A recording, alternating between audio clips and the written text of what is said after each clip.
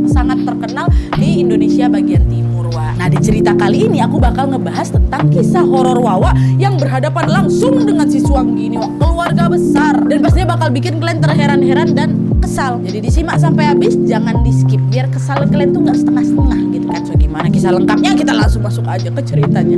Check it out.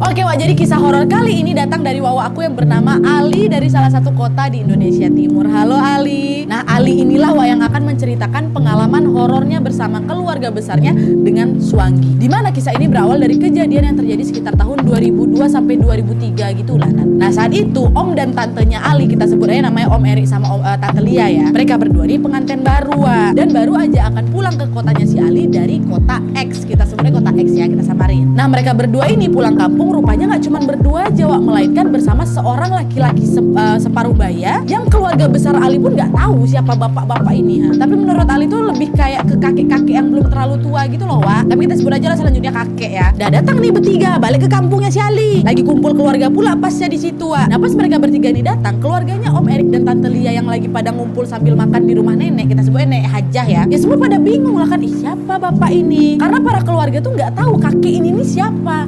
Ri, siapa kakek itu, Ri? Nah, dikasih pertanyaan disinilah Om Erik pun mulai ngejelasin asal usul si kakek yang ikut sama dia dan istrinya ini, Wak. Nah, biar mempermudah kita sebut aja nama kakek ini kakek Yong ya. Nah, jadi ternyata Wak, Om Erik sama Tante Lia ini bertemu dengan kakek Yong ketika Om Erik dan Tante Lia melewati kayak sebuah jembatan gitulah di kota X.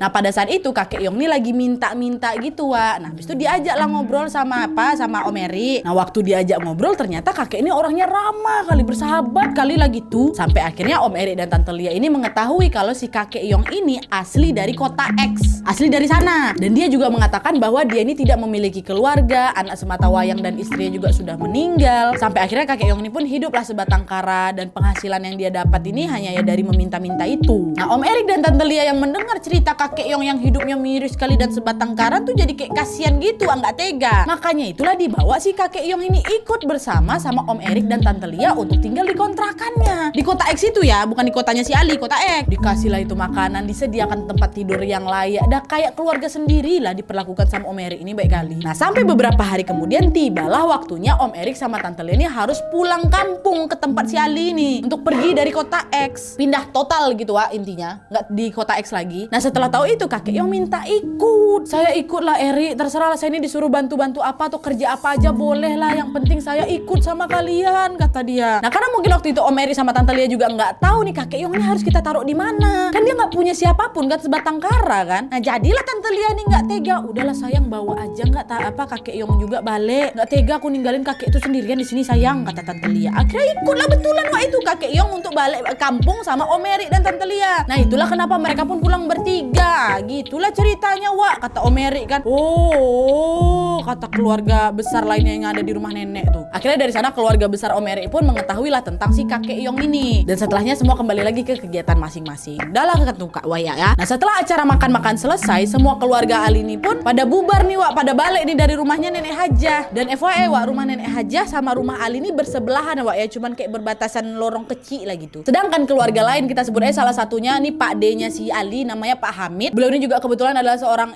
ustadz di lingkungan tempat tinggalnya si Ali, Wak. Nah, rumahnya Pak Hamid ini nggak begitu jauh juga dari rumahnya Nenek dan Ali. Jadi kayak masih satu sekitaran gitulah. Nah, sementara Om Erik sama Tante Lia tinggal di mana, Nan? Om Erik sama Tante Lia tinggalnya di rumah Nenek Hajah itulah. Sehingga kakek Yong otomatis ya tinggal di mana? Tinggal di rumah Nenek Hajah juga. Gitu ya. Adalah tuh kan, Wak, hari demi hari pun berlalu. Nah, kakek Yong yang awalnya biasa-biasa aja nih kan, Wak, tiba-tiba memperlihatkan perilaku yang sangat aneh. Sampai membuat Tante Lia pun mulai merasa risih, Wak, karena dia ini sering mergokin kakek Yong ini suka makan makanan sisanya Tante Lia. Tante Lia siap makan ditaruh di belakang, kakek Yong makan itu. Pertama-tama masih biasa aja lah, tapi kok lama-lama udah agak aneh kakek Yong ini. Di rumah tuh bukan yang nggak ada makanan, Wak, bukan juga kakek Yong nggak dikasih makanan tersedia terus. Bisa kakek Yong ambil yang baru nih, jangan kau ambil sisaku. Apa aku harus ambil makanan sisaku kayak gitu loh dari sini siapa si Tante Lia. Dan yang bikin cukup heran lagi Wak adalah ketika kakek Yong ini tuh seringkali duduk di kursi tempat nenek Hajah biasanya duduk. Padahal masih banyak kursi-kursi lain Wak, bukannya kursi spesial juga kursi nenek Hajah tuh, kursi biasa. Tapi memang nenek Hajah biasanya duduk di situ, tapi dia selalu duduk di sana. Dan ada lagi sebenarnya kebiasaannya si kakek Yong ini yang aku rasa kayak nggak pantas juga mau ku bilang di sini. Pokoknya sampai akhirnya Tante Lia, Om Eri, nenek Hajah tuh udah nggak nyaman lah si kakek Yong di situ Wak. Nah, sampai suatu ketika akhirnya Om Erik pun berinisiatif nih untuk menyuruh kakek Yong pindah dari rumah itu Wak. Karena kan bini sama ibunya udah nggak nyaman kan. Tapi bukan langsung diusir dari rumah itu aja, enggak. Om Erik ini pun baik kali Wak, disediainnya tempat macam pondok kecil gitu Wak di depan rumahnya si nenek Hajah. Tadinya memang dipakai untuk naruh-naruh barang sama keluarga besarnya Ali, tapi akhirnya diberesin itu sama Om Erik Wak buat tempat singgahnya kakek Yong. Dan selain itu kakek Yong ini juga dikasih motor Wak buat ngojek biar bisa cari uang lah gitu, biar ada kesibukan sedikit kau tuh untuk bisa membiayai kehidupannya sendiri. Jadi betul-betul dibantu kali lah Wak sama keluarga besar Ali nih. Baik kali Om Erik ini ya. Nah, ada tuh Om Erik pun bilang lah sama kakek Yong, nanti kamu saya tinggalkan di sini ya, lalala, dikasih tahu semuanya kan. Untungnya waktu itu keputusannya Om Erik ini pun diterima sama kakek Yong. Oh iya nggak apa-apa, saya tinggal di situ aja, nanti saya ngojek. Dan lah tuh kakek Yong pun mulailah tinggal di pondok itu Wak, dan terlihat juga sehari-harinya rajin ini Kak Yong pula. Kakek Yong nih ngojek gitu Wak. Dan bahkan dia juga suka nanti kasih aku jajan ke sepupu aku, kata si Ali. Nah, sepupu Ali nih Wak namanya Bang Amar sama Bang Umar gitu ya. Bang Amar sama Bang Umar ini anaknya Pak Hamid. Ingat kalian Pak Hamid kan? Yang salah satu Pak D-nya si Ali, yang jadi ustadz dan juga rumahnya masih sekitar situ. Itu Bang Amar, Bang Umar anaknya Pak Hamid. Sering tuh dikasih jajan, dikasih uang lah gitu sama kakek Yong. Dan selama kakek Yong tinggal di sana, semua pun berjalan biasa-biasa aja, seperti normal lah gitu. Hubungan mereka dengan kakek Yong pun sebenarnya ya baik-baik aja. Cuman kan ada kadang beberapa kali kita tuh risih sama seseorang karena itu aja yang kemarin terjadi. Udahlah dilupain aja lah gitu sama keluarganya. Nah, sampai lah Wak suatu hari kakek Yong ini tiba-tiba berulah lagi. Apa yang dia buat? Nah, jadi gini, tepatnya di hari Rabu, kalian ingat ya, hari Rabu, si kakek ini tiba-tiba membuat bara api dengan menggunakan kulit kelapa kering Wak, tempurung. Dibuatnya lagi tuh bara api sambil bernyanyi-nyanyi pelan. Nah, pada saat itu Ali dan keluarganya pun nggak tahu kakek Yong ini nyanyi pakai bahasa apa. Awalnya Ali sama keluarganya masih berpikiran positif. Oh, mungkin itu lagu dari kota X itu, kota asalnya si kakek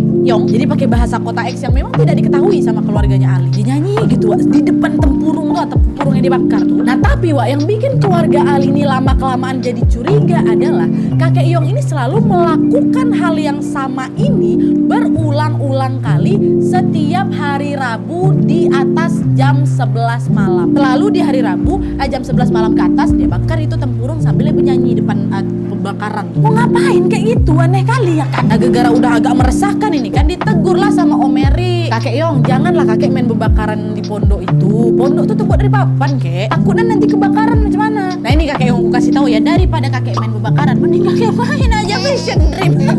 Memanggil-manggil game ini dari tadi Wak. Ini aku kasih tahu nih Wak ya. Tadi aku bilang kita bisa pilih rambut, pilih-pilih baju, pilih-pilih sepatu. Selain itu kalian juga bisa menentukan avatar kalian ini nanti matanya mau warna apa, make upnya gimana. Make upnya pun bisa dipilih mau yang smoky, girly, gonti, bisa Wak. Garis wajahnya aja bisa kalian bikin tirus atau sedikit cabi itu bisa. Alisnya mau kalian tebel-tebelin bisa, mau kalian tipisin lagi bisa. Bahkan mau menuki pun bisa Wak. Hidung, bibir, atur-atur aja Wak. Boleh semirip mungkin sama muka kalian kalau kalian bisa. Seru kali memang kan Wak, dari tadi mau manggil-manggil soalnya lagi seru-seru.